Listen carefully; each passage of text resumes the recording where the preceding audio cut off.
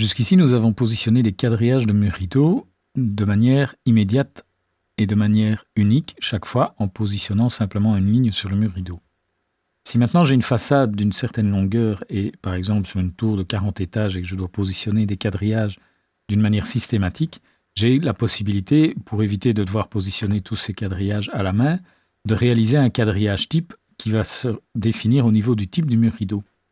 Quand je vais sélectionner le mur rideau et que je vais aller dans les propriétés de type, je vois que j'ai ici des possibilités de réaliser un quadrillage vertical et un quadrillage horizontal. Ceci va permettre de réaliser en une fois un quadrillage complet sur tout le mur. Donc je peux par exemple demander d'avoir une distance fixe en quadrillage vertical d'1,50 m et en quadrillage horizontal une distance fixe par exemple de 2,50 m. Quand je fais appliquer, alors attention ici de nouveau, j'ai oublié de dupliquer, donc c'est quelque chose qu'il va générer sur tous les murs rideaux de ce type-là. D'accord ? Donc je vois effectivement qu'ici il a ajouté des quadrillages puisque les deux murs rideaux ont le même type. Voilà. Mais donc je me retrouve maintenant avec un mur rideau dans lequel les quadrillages ont été intégrés systématiquement. Donc si je prends ce mur et que je lui augmente sa hauteur, je vois qu'automatiquement j'ai des quadrillages horizontaux qui apparaissent puisque ce quadrillage appartient au type du mur. Alors maintenant, par contre, je vois que par rapport à la hauteur que j'ai donnée, j'ai un solde. Et par rapport à la longueur, j'ai un solde ici aussi. Alors ça, je vais pouvoir gérer au niveau de la position du quadrillage dans le mur rideau. Et c'est le fameux petit symbole que j'ai ici, que j'avais déjà vu en plan tout à l'heure. Quand je vais cliquer sur ce symbole, je vais avoir un curseur ici avec un X et un Y qui me donne en fait la position de départ de mon quadrillage de mur rideau. Donc ici, il est parti de là vers la droite pour le quadrillage vertical et il est parti de là vers le haut pour le quadrillage horizontal. Donc je vais pouvoir simplement, en cliquant sur ces flèches, positionner ce démarrage de quadrillage sur 9 positions possibles. Je peux l'amener axé sur le mur rideau et je vais avoir à ce moment-là 2 soldes qui seront identiques ici. Je peux l'amener en position ici. Ou alors, je peux avoir les 3 mêmes positions, donc gauche, centrale et droite, au milieu du mur rideau ou en partie supérieure. Et donc, je vais pouvoir de cette manière-là déplacer le quadrillage où je veux. Donc, si je veux par exemple avoir un quadrillage parfaitement symétrique sur les deux côtés, eh bien, je peux par exemple le positionner ici. Ça, ce sont 9 positions type. Maintenant, si par exemple, je veux avoir ici ce mur rideau qui est positionné avec son origine là, mais je voudrais avoir un décalage ici au niveau de l'horizontale en disant voilà, je voudrais avoir par exemple d'abord un panneau de par exemple 20 cm ici et puis démarrer le quadrillage. Eh bien, je vais encoder une valeur de décalage ici de 20 et donc il va décaler l'origine de 20 cm et puis démarrer avec les valeurs qui sont dans le type. Donc ici, j'encode une distance de décalage pour l'horizontale. Et ici, je vais encoder une valeur pour l'autre sens. Voilà. Donc ça me permet de réaliser un déplacement de l'origine de mon quadrillage. Et j'ai en plus, mais ça ce sera quand même rarement utilisé, j'ai également la possibilité ici d'encoder un angle. Donc si je mets 30 degrés, je vais avoir mon quadrillage qui va se mettre avec un angle de 30 degrés par rapport à la verticale. Ça, ce sera évidemment utilisé beaucoup plus rarement.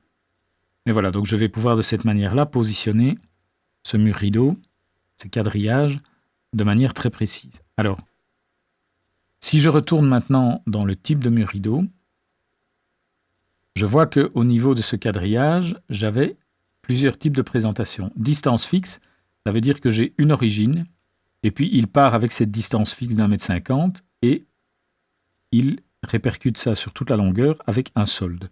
J'ai également la possibilité de lui dire, eh bien non, moi je voudrais avoir un nombre fixe. Et donc à ce moment-là, je vais avoir ici, maintenant, quand je fais ceci, il va diviser le mur rideau en un nombre fixe. Alors ce nombre fixe, il est ici. Je descends dans l'occurrence. Alors donc ça c'est assez intéressant parce que donc je peux avoir au niveau du type un nombre fixe qui est défini, mais par contre au niveau de l'occurrence, je peux décider par exemple que je veux avoir 15 éléments. Voilà, et il va me diviser ça en un nombre juste d'éléments. Avec de nouveau la justification qui se trouve au début avec un angle et un décalage. Donc j'ai la possibilité, donc de la même manière que je le faisais avec le curseur qui apparaissait ici, quand je décide de travailler avec un nombre fixe, eh bien j'ai la possibilité ici de lui dire où est le démarrage, avec quel angle et avec quel décalage. Et donc je peux de la même manière encoder au niveau du quadrillage horizontal un nombre fixe. Et donc, si je dis par exemple qu'ici j'ai besoin d'avoir 6 quadrillages horizontaux, j'ai bien 1, 2, 3, 4, 5, 6 quadrillages horizontaux.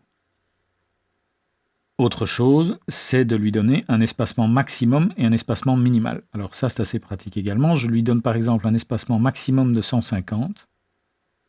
Et qu'est-ce qu'il va faire? En fait, il va répartir sur la longueur du mur rideau des quadrillages de manière à être au maximum à 150, mais d'en être le plus proche possible. Donc si je regarde ici, je suis à 142,73 et c'est la valeur qui était nécessaire pour avoir des panneaux tous identiques. Et donc je pourrais agir de la même manière au niveau du quadrillage horizontal en demandant ici un espacement maximal ou un espacement minimal. Donc par exemple ici je mettrai minimum 250. Voilà, et si je regarde maintenant au niveau des valeurs, j'ai un 272,02 qui est la première valeur la plus proche de 250 vers le haut pour pouvoir faire une division de quadrillage correcte. Dernier élément au niveau du positionnement de ce quadrillage. Donc ce mur rideau est constitué d'un quadrillage dépendant du type. Si maintenant je souhaite avoir un seul quadrillage qui échappe à cette logique de type, on voit que quand je sélectionne le quadrillage, j'ai une petite punaise verrouillée ici. Je peux à ce moment-là déverrouiller ce quadrillage et décider que celui-ci, par rapport au quadrillage de type, doit avoir une valeur différente. Donc je pourrais, par exemple, déverrouiller les deux quadrillages d'extrémité et leur modifier leur valeur. Et donc ce n'est pas pour ça que j'ai modifié le type de panneau, c'est bien un panneau qui a des quadrillages tout à fait réguliers, mais j'ai simplement au niveau d'un seul quadrillage ici, dissocié ce quadrillage-là de la logique de type. Si à un moment je veux récupérer la logique de type pour ce quadrillage, eh bien il suffira que je le sélectionne et que je referme la petite punaise ici, et le quadrillage va automatiquement reprendre sa position initiale.